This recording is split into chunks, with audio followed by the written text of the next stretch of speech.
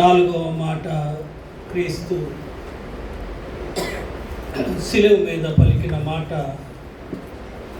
ఏలి ఏలి లామా సబక్తాని అని బిగ్గరగా కేక వేసింది. చిన్న ప్రార్థన చేసుకుందాం. కృపా సత్య సంపూర్ణ మా తండ్రి,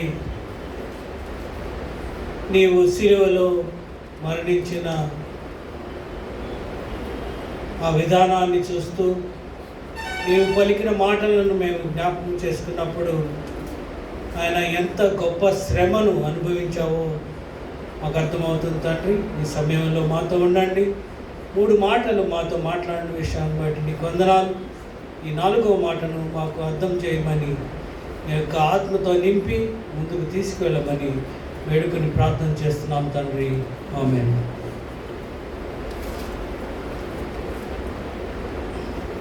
27వ అధ్యాయం మత్తయి సువార్త 45వ వచనం కూడా చదువుతున్నాను చూడండి. మధ్యాహ్నము మొదలుకొని 3 గంటల వరకు ఆ దేశమంతటను చీకటి కమ్మెను.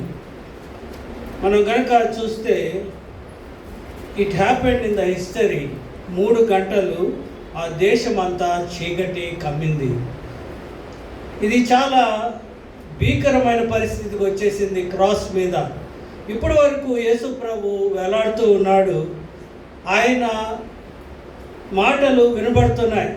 అయితే ఈ మాటకు వచ్చేటప్పటికి మీరు అక్కడ గమనిస్తే బిగ్గరగా కేక వేసాను అని ఉంటుంది. బిగ్గరగా కేక ఎప్పుడు వేస్తామంటే మన ఆక్రందన తెలిపేటప్పుడు బిగ్గరగా కేక వేస్తాం. చాలా బాధతో, సివియర్ సఫరింగ్తో ఉన్నప్పుడు బిగ్గరగా కేక వేస్తాం, ప్రభువా అని. మనం క్రైస్తవం కూడా అదే పరిస్థితిలో యేసు ప్రభు ఇక్కడికి వచ్చాడు. మొట్టమొదటిగా కొన్ని విషయాలు చూద్దాం. దీనిలో చీకటి కమ్మింది. ఎందుకు కమ్మింది చీకటి? ఒక థియాలజియన్ అంటాడు, even the creation cannot take this. మరి క్రియేషన్లో ఉన్న సూర్యుడు, చంద్రుడు వీళ్ళంతా మౌనం అయిపోయారు. ఎందుకంటే ఈ పాప భారము, ఈ శాపము చాలా గొప్పది. ప్రపంచం అంతటి శాపము, ప్రపంచం అంతటి పాపము ఆల్రెడీ చేయబడినది, చేయబోయేది కూడా ఆయనలో వేయవలసి వచ్చింది. అందుకనే దేవుడు కూడా మరి ఆయన ముఖము ఈయనకి చూపించట్లేదు కుమారుడికి. అందుకని ఇక్కడ అంటున్నాడు, నా దేవా నా దేవా అని. దేవా అని మొట్టమొదటిసారి పలికాడు. అప్పటి వరకు తండ్రి అనేవాడు, చాలా క్లోజ్ రిలేషన్లో ఉండేది. ఇక్కడ ఎడబాటు మొదలైంది, చీకటి మొదలైంది, ఎడబాటు మొదలైంది. ఇది చాలా గంభీరమైన సన్నివేశంలోకి వచ్చేసాడు యేసు ప్రభు. ఆయనకి ఏం చేయాలో తెలియట్లేదు. ఎందుకంటే దేవుడు కూడా తన చేయిని విడనాడాడు, దేవుడు కూడా తన ముఖాన్ని తిప్పుకున్నాడు. ఎందుకంటే ఆయన మీద ఇష్టం లేక కాదు, ఆయన్ని పాపంగా చూడలేక, ఆయన్ని శాపంగా చూడలేక. మనం చూద్దాం. గల్తీ రాసిన పత్రిక 3వ అధ్యాయము 14-15 వచనాలు చదువుదాం. అబ్రహాము పొందిన ఆశీర్వాద వచనమును క్రీస్తు యేసు ద్వారా అన్ని జనులకు కలుగుటకై క్రీస్తు మన కోసము శాపమై మనలను ధర్మశాస్త్రము యొక్క శాపము నుండి విమోచించెను. ఇందును గూర్చి రాను మీద వేలాడిన ప్రతి వాడును శాపగ్రస్తుడు అని వ్రాయబడి ఉన్నది. రాను మీద వేలాడి తీయడమే శాపము ఆ సమయంలో. సో ఆ శాపానికి గురైపోయాడు ఆల్రెడీ యేసు ప్రభు. ఈయన దేవుడని మర్చిపోవద్దు మనం. అప్పటి వరకు దైవ కుమారుడిగా చేసిన ఆయన ఎన్నో మిరకల్స్ చేశాడు. ఆయన మాట ద్వారా ఎన్నో మరి రాళ్ళు, రొట్టెలు అన్నీ తయారు చేసిన ఆయన ఇప్పుడుకి వచ్చినప్పటికీ నిస్పృహలాగా మాట్లాడుతున్నాడు. అందుకనే చాలా గంభీరంగా అరుస్తున్నాడు, కేక వేస్తున్నాడు. ఏమనంటే, నా దేవా నా దేవా నా చేయి ఎందుకు విడిచావు? ఈ ఎడబాటు ఎందుకు నాకు? ఎందుకంటే మనుష్య కుమారుడు అయిపోయాడు ఇక్కడ. దేవుని కుమారుడు, మనిషి కుమారుడు. మనం నమ్మేది అదే. ఆయన హీస్ 100% దేవుని కుమారుడు, 100% మనిషి కుమారుడు. మనిషి కుమారుడు ఎందుకు అయ్యాడంటే కేవలం నిన్ను నన్ను పోలి అక్కడ ఉండాలి, నీ మీద పడే ఆ శిక్ష భరించాలి. అందుకనే మనిషి కుమారుడు అవ్వాల్సి వచ్చింది. అందుకనే దేవుడు చనిపోవాల్సి వచ్చింది. నీవు చేసిన పాపం, నేను చేసిన పాపం, మన పితరులు, మనం రాబోయే తరాలు, ఈ పాపానికి ప్రాయశ్చిత్తంగా ఆయన చేయవలసి వచ్చింది. ఈ ఎడబాటుని అంగీకరించలేకపోయాడు. ఇటు యేసు ప్రభువు, అటు తండ్రి కూడా. తండ్రికి, కుమారుడికి, పరిశుద్ధాత్మకి మొదటి నుంచి ఒక రిలేషన్లో ఉన్నారు వాళ్ళు. ఈ ఒక్క చోటే తండ్రి కుమారుణ్ణి వదిలివేశాడు. కుమారుణ్ణి ఆ పాపభారం పెట్టాడు ఆయన మీద, రక్తము చిందించాలని వదిలేశాడు. అందుకనే ఈ క్రయింగ్, ఆక్రందన మనం చూడగలదు. ఇది మరలా ఇదంతా చేయడానికి గెత్సెమనేలో ఈయనకి తెలుసు. అందుకనే అప్పుడు అన్నాడు, నా తండ్రి నీ చిత్తమైతే ఈ గిన్నెను నా యొద్ద నుండి తొలగించు. అదే అన్నాడు. ఈ విషయానికే, ఈ సమయానికే ఆయనకి తెలుసు లోక పాప భారం ఆయన మీద పడబోతుంది. కాబట్టి ఆ గెత్సెమనేలో ఆయన ప్రార్థన చేసేటప్పుడు రక్తము చెమటగా మారింది. అప్పుడే already is trying to establish that. He is trying to imagine what kind of suffering he is going to do. Already ఆయనకి మేకులు కొట్టారు, ఆల్రెడీ ఆయనకి ముళ్ళ కిరీటం పెట్టారు, కారుతుంది రక్తము, అవన్నీ physical. But now it becomes a spiritual relation between God and man. దేవుడు, దేవుని యొక్క కుమారుడు, మరి మనుష్య కుమారుడు, ఈ ముగ్గురి మధ్య ఉన్న రిలేషన్ తెగపోబడుతుంది. ఎందుకంటే దేవుడు మన కోసము ఆ జడ్జిమెంట్ స్వీకరించాలి. ఆ జడ్జిమెంట్ ఈజ్ కంపల్సరీ. అందుకనే పాపము వలన వచ్చే జీతము మరణము. It's already return. నీ పాపానికి వచ్చే నీ మరణానికి దేవుడు అనుభవించవలసి వచ్చింది. కాబట్టి దేవుడు నీ ప్లేస్లో ఉండి నీ మరణాన్ని తీసుకున్నాడు. అందుకనే మనము జీవింపగలుగుతున్నాము. ఈ ఆక్రందన it's a deep pain and honest pain. అయితే ఇక్కడ మనం చూస్తే కుమారుడిగా ఆయన ఫెయిత్ వదలలేదు. దేవుణ్ణి అడుగుతున్నాడు కానీ, దేవుణ్ణి క్వశ్చన్ చేస్తున్నాడు కానీ, ఆయన నీ చిత్తమే జరుగునుగాక అని అన్నాడు అనమాట. ఇంకొకటి ఏమన్నాడంటే, అప్పుడు చుట్టుపక్కల ఉన్న వాళ్ళు ఏమనుకున్నారంటే, ఈయన ఏలియాని పిలుస్తున్నాడేమో, ఆయన వస్తాడేమో చూద్దాం అనుకుంటాడు. కొన్నిసార్లు చదువుదాం ఇది. అక్కడ నిలిచిన వారు కొందరు ఆ మాట విని, ఇతడు ఏలియాను పిలుచుచున్నాడని వెంటనే వారిలో ఒకడు పరిగెత్తుని పోయి స్పంజి తీసుకొని చిరకలో ముంచి రెల్లున తగిలించి ఆయనకి త్రాగనిచ్చాను. మా వాటర్ అవుతుందేమో అని. They are not able to understand the agony. Even today we are not able to understand the agony. పాపము చాలా లూజ్గా చేసేస్తాము, చాలా మరి దాన్ని ఆలోచించకుండా చేసేస్తాం. కానీ అక్కడ ఉన్న ప్రజలకు కూడా అర్థం కావటం లేదు. The suffering and the pain on the cross is too much for Jesus Christ also. దేవుని కుమారుడైన యేసుక్రీస్తుకే అంత భారంగా ఉంటే నీవు నేను పాపం చేసినప్పుడు అది గుర్తుపెట్టుకోవాలి. The suffering of the sin is very costly అని. తర్వాత ఈ ఎడబాటుని తండ్రితో ఎడబాటు అనేది భరించలేకపోయాడు యేసుక్రీస్తు ప్రభు. అది మనం ఎక్కడ చూస్తామంటే గెత్సెమనేలో మత్తయి సువార్త 26వ అధ్యాయము 36వ వచనము. 3 సార్లు చెప్తాడు, 3 సార్లు వెళ్ళి ప్రార్థన చేస్తాడు. మనకు తెలిసిందే. అంతటా యేసు వారితో కూడా వచ్చి నేను అక్కడికి వెళ్ళి ప్రార్థన చేసి వచ్చే వరకు మీరు ఇక్కడ కూర్చుండని శిష్యులతో చెప్పి పేతురును జబదయి కుమారుని ఇద్దరిని వెంట పెట్టుకొని పోయి దుఃఖపడుటకును చింతాక్రాంతుడగుటకును మొదలుపెట్టాడు. చాలు, దుఃఖపడుటకును చింతాక్రాంతుడగుటకును మొదలుపెట్టాను. He already is having the trouble in his heart. మనం ఎప్పుడు దుఃఖపడతాము? Very severe pain in our heart వచ్చినప్పుడే దుఃఖపడతాము. చింతాక్రాంతులు ఎప్పుడు అవుతాము? The words are very severe here. ఆయనకు ఆల్రెడీ అర్థమవుతుంది, ఆ క్రీస్తు శిలువలో దేవుడు నన్ను వదిలేకపోతున్నాడు. He has turn his face upon me. ఎందుకంటే నాకు ఆ ఫేస్ని వెనక్కి తిప్పేసుకున్నాడు. ఎందుకంటే యేసుక్రీస్తు అంటే ఇష్టం లేక కాదు, కేవలం పాపమును చూడలేక, పాపము శాపముగా ఉన్న యేసు ప్రభువుని చూడలేక తండ్రి అయిన దేవుడు ఆ మ్రాను మీద వేలాడుతున్న యేసు ప్రభువుని చూడకుండా వెనుతిరిగాడని ఉంటుంది. ఎందుకంటే ఈ యేసు ప్రభు అందుకనే అరుస్తున్నాడు. కేక ఎందుకు వేయాల్సి వచ్చింది? దేవుడు కనబడ్డానా, దేవుడు వినబడ్డానా, వినిపించుకోడానా? ఎందుకు కేక వేస్తున్నాడు? ఇక్కడ బిగ్గరగా కేక వేసానని రాసింది. అంటే very loud voice is trying to communicate to the father.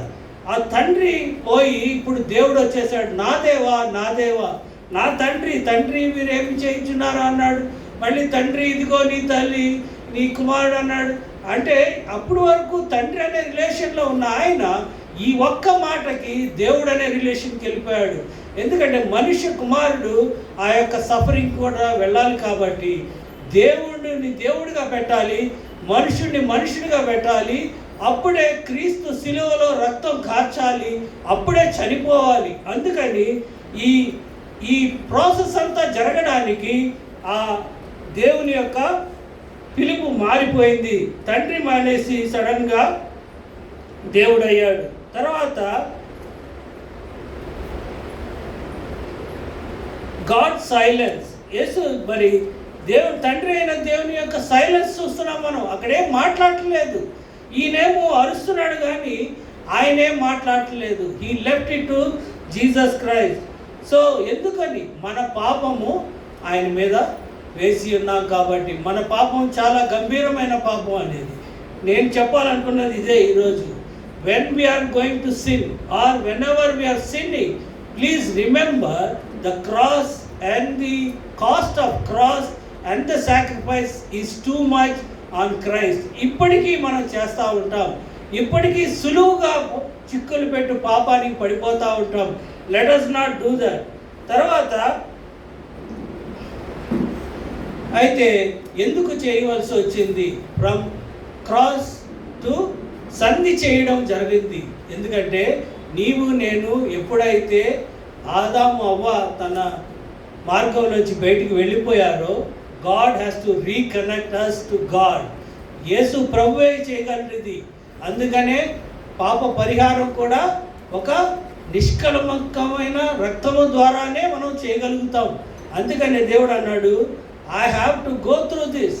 దేవుడు 3 సార్లు అడుగుతాడు యేసు ప్రభుని గెత్సెమనే తోటలో, ప్రభువా నీ చిత్తం అయితే ఈ గిన్నె తొలగించు, నీ చిత్తం అయితే ఈ రక్తాన్ని కార్చకుండా చూడు అని చెప్పాడు. కానీ ఇక్కడ మనం చూడవలసింది ఏంటంటే అయినను ఇది నీ చిత్తమే కనుక నేను అంగీకరిస్తా అన్నాడు. Because you and I has to go to the relation again. ఆదాము కంటే ముందు ఆదాముని చేసినప్పుడు అటువంటి ఆ రిలేషన్కి తీసుకెళ్లాలని యేసు కోరుకున్నాడు. అందుకనే దేవుడే మానవ రూపంలోకి వచ్చి ఈ మాట పలికి దేవుని దగ్గరికి మరలా మనల్ని సంధి చేశాడు. ఆయన రక్తం మనల్ని సంధి చేస్తుంది. మనం మరలా తిరిగి అదే రిలేషన్లోకి వెళ్తాము, అదే హెవెన్ అనుభవిస్తాము. మనకు చెప్పారు కింగ్డమ్ ఎక్కడో లేదు, God's kingdom is within us. ఎప్పుడు మనము దేవునితో ఉన్న రిలేషన్ రీబిల్డ్ చేసుకున్నప్పుడు, దేవునితో ఆయనతో పాటు నడిచినప్పుడు. కాబట్టి మనం కంక్లూడ్ చేసుకుందాం, we have to do this. అయితే 1 పీటర్ 2వ అధ్యాయము 23-24 ఒకసారి చదువుకుందాం. నేను మొన్న కూడా మరి వాక్య ధ్యానంలో ఉన్నప్పుడు చెప్పాను ఈ విషయం. This is why. చెప్పండి.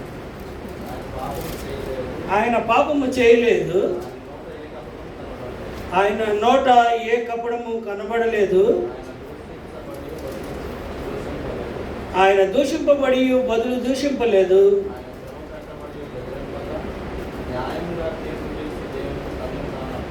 న్యాయంగా తీర్పు తీర్చు దేవునికి తన్ను తాను అప్పగించాను. 24 కూడా చనిపోయి నీతి విషయమై జీవించినట్లు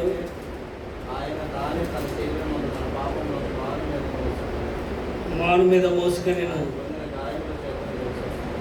చాలు. ఇక్కడ 2 విషయాలు చూసి ముగించుకుందాం మనం. ఆయన పాపం చేయలేదు, మరి ఎందుకు వేశారు? మనం పాపముల విషయమై చనిపోయి నీతి విషయమై జీవించినట్లు ఆయన తన శరీరమందు మన పాపములను రాను మీద మోసుకొనెను. మన పాపాలన్నిటినీ తన రాను మీద మోసుకున్నాడు, తన శరీరం మీద. అందుకనే మన దెబ్బలకి కూడా ఆ పర్పస్ ఉంది. కాళ్ళకి మేకులు, చేతులకి మేకులు, తలకి మరి కిరీటం, దాని పర్పస్ ఉంది. ఆ అవయవాలు ఏం చేస్తాయో, పాపము ఎలా చెరపడుతుందో, నీ జీవితంలోకి పాపం ఎలా వస్తుందో వీటిలోంచే వస్తుంది. కాబట్టి వాటికి మేకులు కొట్టాడు, వాటికి మరి ముళ్ళ కిరీటము అనుభవించవలసి వచ్చింది. అయితే ఏమవుతాం మనం? దేవుని నీతి అవుతాం. This is what the culmination. Yesu ప్రభు తన శిలువ యాగమంతా దేనికంటే దేవునికి నీతి అయిన ప్రజలు కావాలి. ఆయన తిరిగి వచ్చినప్పుడు మనం నీతిగా ఆయన కనబడాలి. That is why he is trying to make this one. తర్వాత రెండో విషయం ఏమన్నాడంటే, న్యాయముగా తీర్పు తీర్చు దేవునికి తన్ను తాను అప్పగించుకొనెను. So justice has to be prevailed. Justice జరగాలి, లేకపోతే మన దేవుడిని అడుగుతారు ఒకరోజు. ప్రజలందరూ ఇప్పటికే చాలా ప్రశ్నలు వేస్తున్నారు. యేసు ప్రభు ఎందుకు చనిపోయాడు, నిజంగా చనిపోయాడా లేదా, సమాధి ఖాళీగా ఉందా, శిష్యులు ఎత్తుకుపోయారా, ఈ ప్రశ్నలన్నీ ఉన్నాయి. కానీ ఆ తీర్పు అనేది జరగాల్సిందే. ఫస్ట్ తీర్పు ఏది? న్యాయమైన తీర్పు. దేనికి? నా పాపానికి, నీ పాపానికి న్యాయమైన తీర్పు దేవుడు తీర్చాలి. కాబట్టి దానికి ఆయన లోనైపోయాడు. ఆ తీర్పు తీర్చుటకు ఆయన న్యాయవంతుడని ప్రూవ్ చేయడానికి, తండ్రి న్యాయవంతుడని ప్రూవ్ చేయడానికి ఈయన ఆ శ్రమను అనుభవించవలసి వచ్చింది. రెండవది ఏంటంటే, లాస్ట్గా మనము దేవుని నీతి అవ్వాలని మరి అప్పగించుకోవాలి మనం కూడా. ఎందుకంటే we have to practice this. దేవుని నీతి సంఘంగా ఉండాలి. ప్రతి ఇండివిజువల్ కూడా దేవుని నీతి అయి ఉండాలి. రెండవది సంఘంగా నీతి అయి ఉండాలి. మూడవది యేసు ప్రభు వచ్చినప్పుడు ఆ సంఘం ఎత్తబడే వాళ్ళందరూ నీతి కలిగి ఉండాలి. That's why he has done this big process. కాబట్టి ఈ దినాన్ని మనం చూడవలసింది ఒకటే, దేవుని యొక్క ఆ సఫరింగ్, దేవుని యొక్క ఎడబాటు, దేవుని యొక్క కేక, దేవుని యొక్క మరి బిగ్గర కేక మనం వినాలి. మీరు కూడా ఎప్పుడైనా డీప్ పెయిన్లోకి వెళ్ళారా? ఎప్పుడైనా డీప్ పెయిన్లోకి వెళ్ళే ఉంటారు మీ జీవితాల్లో. అప్పుడు ఒక కేక వస్తుంది మీ దగ్గర నుంచి. చాలామంది ఆ కేక చేయలేరు, ఎందుకంటే చుట్టూరు చాలామంది ఉంటారు. ఈసారి చెయ్యండి, గట్టిగా అరవండి, బిగ్గరగా కేక వేయండి, దెబ్బకి వెళ్ళిపోతుంది పాపం అంతా.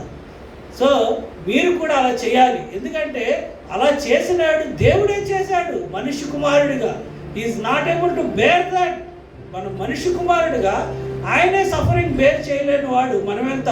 కాబట్టి మన బాధల్లో, మన సఫరింగ్స్లో మనల్ని తెలిసిన దేవుడు ఉన్నాడనేది మర్చిపోవద్దు.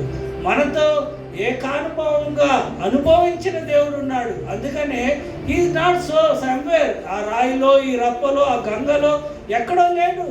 He's with you, he is like you. That's why he has done this suffering. మనం కూడా అది గమనించుకోవాలి. మనకి పెయిన్ రాగానే ప్రభువా నువ్వు ఎక్కడున్నావు అని అరుస్తాం మనం.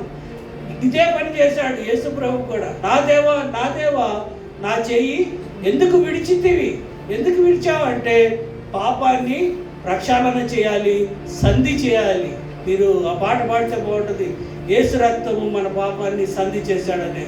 Thank you very much. నా దేవా దేవా ఏమి విడ నాడితి